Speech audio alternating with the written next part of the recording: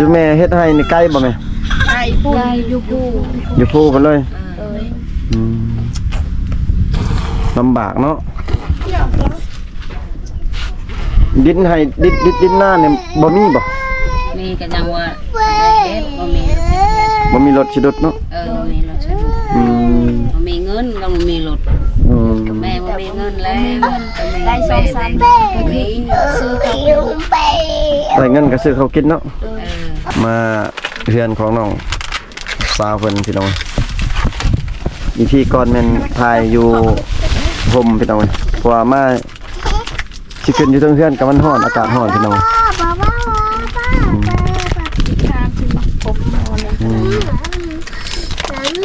แบ่งบ่ลด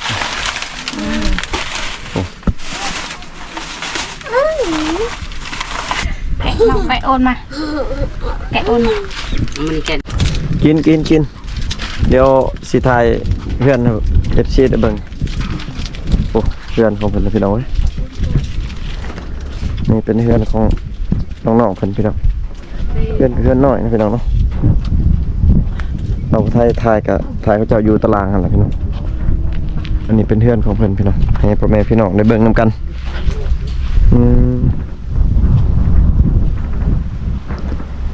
โอ้เพิ่นเป็นห้องน้ำเพิ่นมีแล้วเนาะพี่น้องเนาะแต่ว่าเฮือนซ่านเพิ่นนี่แหละพี่น้องเนาะ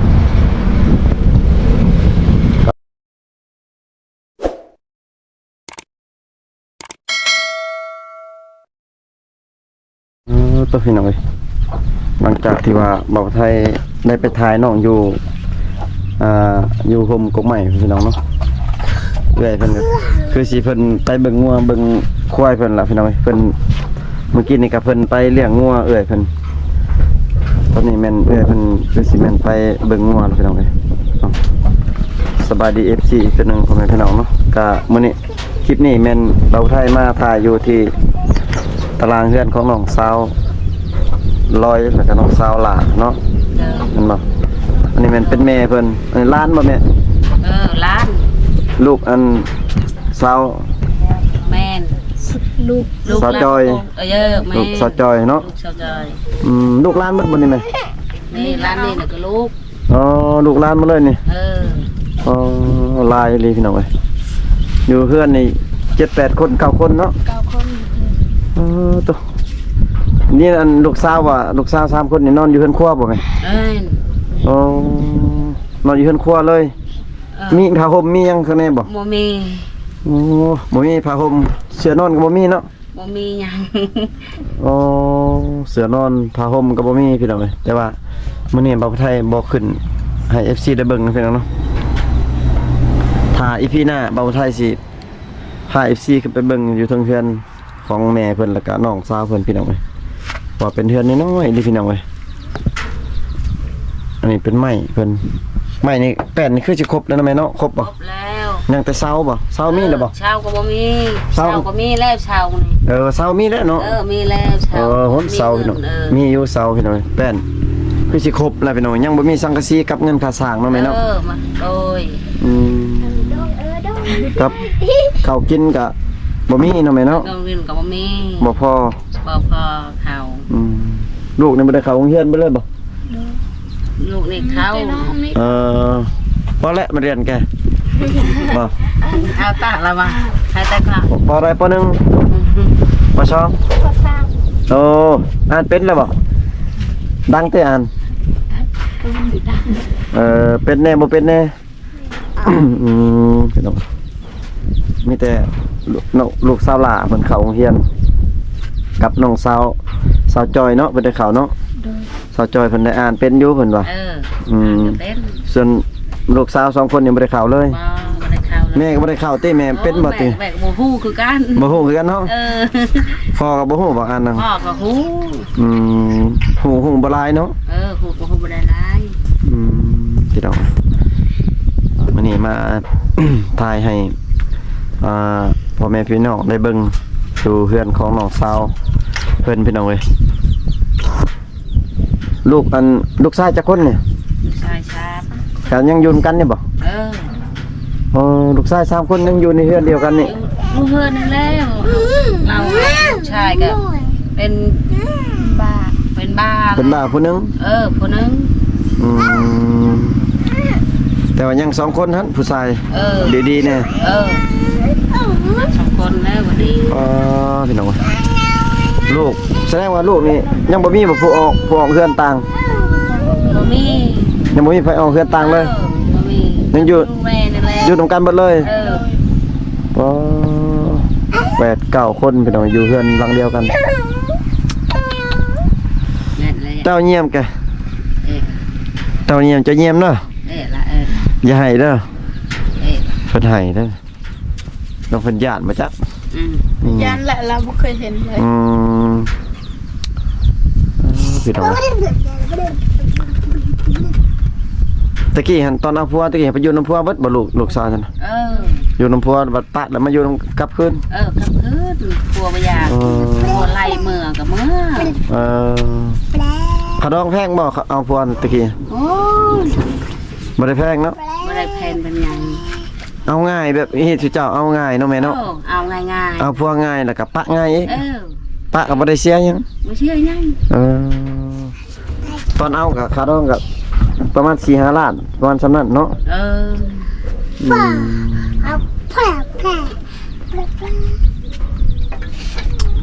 ลำบากพี่น้องคันแบบนี้โอ้เพิ่นว่าถ้ามีผู้มักผู้หยังก็อยากหาผัวใหม่เนาะอยากสร้างครอบครัวใหม่น้องเนาะสิเอาแพงบ่สมมุติเรามีผู้มักแม่แม่เอาแพงแล้วลูกแม่ก็อยากได้นึงแต่ว่าคันบ่ให้นี่ให้หลายก็เอาหลายเนาะลูกคิดชนชาติก็เอาแรงคิดก็ยากเพิ่นว่าคันมีผู้มักนี่เพิ่นว่าจะได้แพงนี่ลูกสาวเจ้าว่ะลูกสาวน้องสาวร้อยเพิ่นว่าจะได้แพงนะแพงทำเท่าไหร่ว่า10 ล้านโอ้10 ล้านก็บ่แพงปานใดเด้อบ่ได้แพงปานใด10 ล้านเอาบ่เคยมีเงิน10 ล้านก็แพงแล้วยังบ่เคยได้ซำนั้นเนาะได้10 ล้านมันว่าแพงน่ะแพงสุดแล้วพี่น้องเอ้ยตัว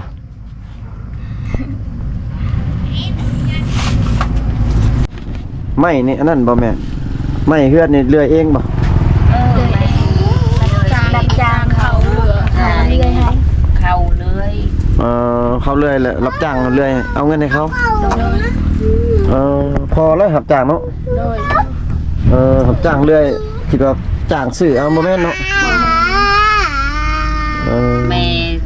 ขายงัวขายหมดแล้วงัวนี่ก็ยังงัวเขารับจ้างเลี้ยงงัวเขาปันลูกบ่แม่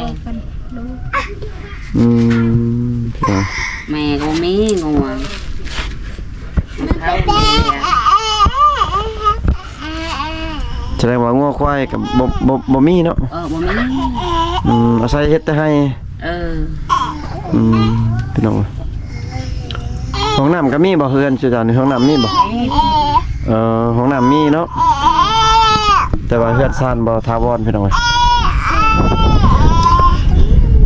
ผมไทยสิถ่ายเรียบๆให้พ่อแม่พี่น้องได้เบิ่งกันเฮือนซ่านของน้องพี่น้องเนาะสิแม่เฮ็ดให้นี่ไกลบ่แม่ไกลพุ่นอยู่ภูไปเลยลำบากเนาะดินให้ดินหน้าเนี่ยบ่มีบ่มีก็ยังว่าเฮ็ดบ่มีรถสิดุดเนาะมีรถสิดุดบ่มีเงินก็บ่มีรถแม่บ่มีเงินแล้วได้2-3ก็มีซื้อข้าวได้เงินก็ซื้อข้าวกินเนาะ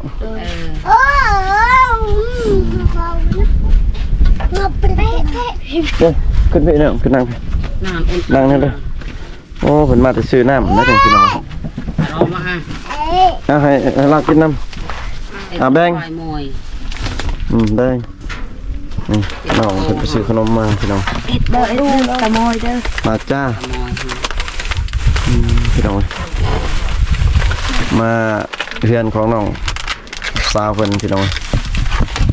อีพี่ก่อนแม่นทายอยู่ห่มพี่น้องเพราะว่ามาสิขึ้นอยู่เทิงเพื่อนกับมันร้อนอากาศร้อนพี่น้อง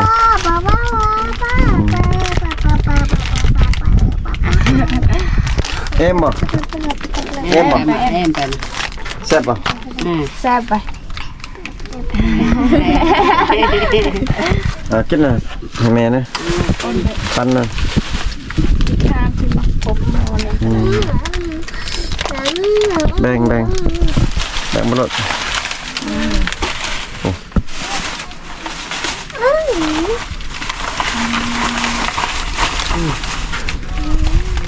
ออกจากผมจะตัน เลยอันนั้นกินมาเลยน้องก็เล่นมากคือว่าน้องแกะน้องไปโอนมาแกะโอนมา มันจะนี่ อันแต่วันนี้แกะ ไม่อยากกิน เราอยากกินแต่เราอายเวียดเด็กน้อยก็หูอายคือการหาจนงงเลย ยังอายเนาะกินไหมพี่น้องกินเลยน้ำได้จะอาบใช่กินเลยอาบก็เชื่ออาบน้ำนี่อาบน้ำที่นี่เนาะอยู่เพื่อนนี่เนาะบริอาบในที่น้ำอยู่เซลู คันขาด คันบ่น้ำเปื่อนเนาะน้ำยาก็ใส่ส่วนหลวกส่วนวิกส่วนพลาเนาะบ้านน้ำกินได้สิกินน้ำใช่ กาน้ำ ตั้งน้ำสาดเจ้า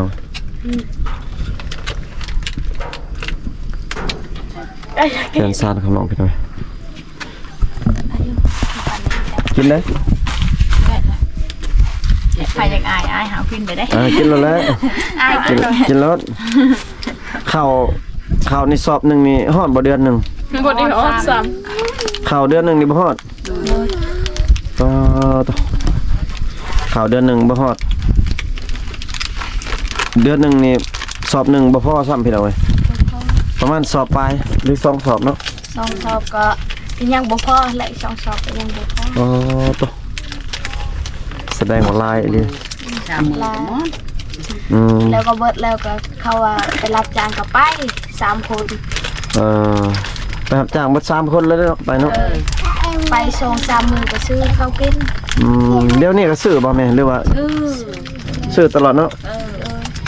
นี่เลยไปรับจ้างก็ซื้อข้าว ดูได้ จุดสำคัญแม่ก็ยังร้านนี่ สมมุติว่ามีเพิ่นช่วยเพิ่นนี่เพิ่น FC เพิ่นช่วยนี่เพิ่นหลักๆอยากได้หยังให้เพิ่นช่วยได้ข่าวหรืออะไรเฮือนอยากได้ข่าวว่าเร็วนึง ข้าวก็อยากได้เฮือนได้ข้าว เขากินก็จะได้เฮือนก็จะได้เนาะตัวนี้สำคัญเนาะแม่เนาะแม่นก็คือแม่เพิ่นว่าแล้วก็คือน้องๆเพิ่นว่าแต่ EP ก่อนนั่นล่ะพี่น้องน้องๆเพิ่นก็ว่าจะได้เข้าก็จะได้เฮือนนั่นล่ะเพิ่นว่าตัวมันจำเป็นไฟฟ้านี่มีบ่เอาใส่แล้วเนาะเดือนหนึงประมาณ1,000เดือนหนึงนี่เสียนี่ ลายแล้วก็ฮอดเซ่ แสนเช้า โอ้ แสนห้า ฮอดแสนห้าแสน20พุ่นโอ้คือลายแท้ว่ะใส่หยังแน่นี่อยู่ในเฮือนเนี่ย ไม่ใช่ยัง เขาใส่แดงไปเลยใส่ในไผ่แล้ว ค่านำมันได้หลายค่านำ30 แสดงว่าแพงเติบแล้วนี่ค่าไฟแสนปลายใส่แต่ดอกเดียวบ่อยู่เฮือนฮะ โดย ดอกเดียวค่าแพงเติบเลยพี่น้องพี่น้องกินเดี๋ยวสิถ่ายเพื่อนเอฟซีได้เบิ่งโอ้เพื่อนของเพิ่นพี่น้องเว้ย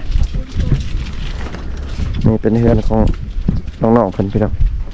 เพื่อนน้อยนะพี่น้องเนาะเราถ่ายกับเขาเจ้าอยู่ตารางหั่นล่ะพี่น้องอันนี้เป็นเพื่อนของเพิ่นพี่น้องให้พ่อแม่พี่น้องได้เบิ่งนํกัน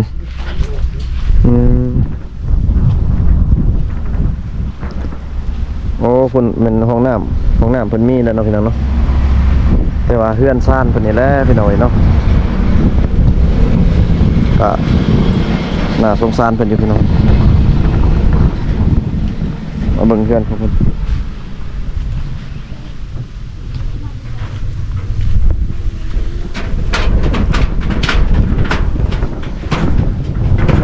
เป็นเฮือนของน้องเพิ่น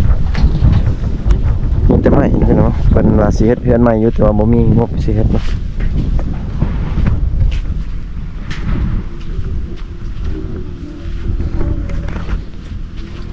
หรือว่าละชีวิตคนเฮามันเลือกเกิดบ่ได้นะพี่น้องเนาะ เจ๊แปะ มาไผนี่ มาเฮานี่แหละ ตัวเดียวนี่ สองโต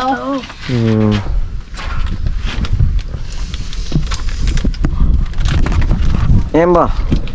เอ็ม em mà em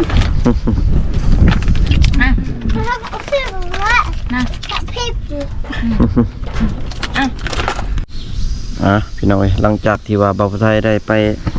ถ่ายน้องๆเพิ่นแล้วก็กับแม่เพิ่นเนาะพี่น้องเนาะอยู่เพื่อนของน้องสาวเพิ่นพี่น้องเอ้ยโอ้กะอีต้นเพิ่นอยู่พี่น้องเอ้ยเนาะเพราะว่าอยู่หลายคนพี่น้องเอ้ยข้าวน้ำ3ปลาก็บ่พอกินเนาะพี่น้องเนาะข้าวสอบหนึงบ่ฮอดเดือนพี่น้องเอ้ยเดือนหนึงประมาณ2สอบเนาะพี่น้องเนาะจักสิหาเงินได้ใดเพราะว่ารายได้หรือว่ารายรับเฮาก็บ่มีเนาะพี่น้องเนาะก็ต้องได้หารับจ้างหาหยังแหละพี่น้องเอ้ยก็อีกอย่างปานนี้ลูกสร้างครอบครัวเบิดพี่น้องเอ้ยแต่ว่าเป็นแม่ห้างแม่ไม้เบิดพี่น้องแล้วก็กลับมาอยู่นำครอบครัวคือเก่าพี่น้องเอ้ยเนาะก็คลิปนี้ก็ฝากทั้ง FC หรือว่าผู้ใหญ่ใจดีหั่นล่ะพี่น้องเอ้ยที่ว่าอยากช่วยครอบครัวของแม่เพิ่นหรือว่าครอบครัวน้องๆเพิ่นเนาะพี่น้องเนาะผู้ใหญ่ใจบุญก็ทักหาทางทีมงาน หรือว่าทักหาน้องๆเพิ่นก็ได้พี่น้องเนาะน้องเพิ่นก็ลิ้นแต่โทรศัพท์หน่อยเดียวพี่น้องเอ้ย3คนลิ้นโทรศัพท์หน่อยเดียวเนาะพี่น้องเนาะนอนนำกันบ่นอนกันบ่มีผ้าห่มพี่น้องเอ้ยได้ยินแม่เพิ่นว่าบ่มีผ้าห่มเลยเนาะ ผ้าห่มบ่มีเสื้อนอนบ่มีพี่น้องเอ้ยนอนอยู่เรือนครัวเลยพี่น้องเอ้ยเนาะก็คลิปนี้ก็บ่าวไทยก็สิได้ขออนุญาตปิดคลิปก่อนพี่น้องเอ้ยเนาะเพราะว่าน้องๆเพิ่นก็นั่งอยู่ถึงเพื่อนเพิ่นพุ่นล่ะพี่น้องเอ้ยบ่าวไทยก็สิได้กลับก่อนพี่น้องเจอกันอีพีหน้าพี่น้องเอ้ยอยู่ดีมีแรงเบิดสุขสุขคนพี่น้องเอ้ย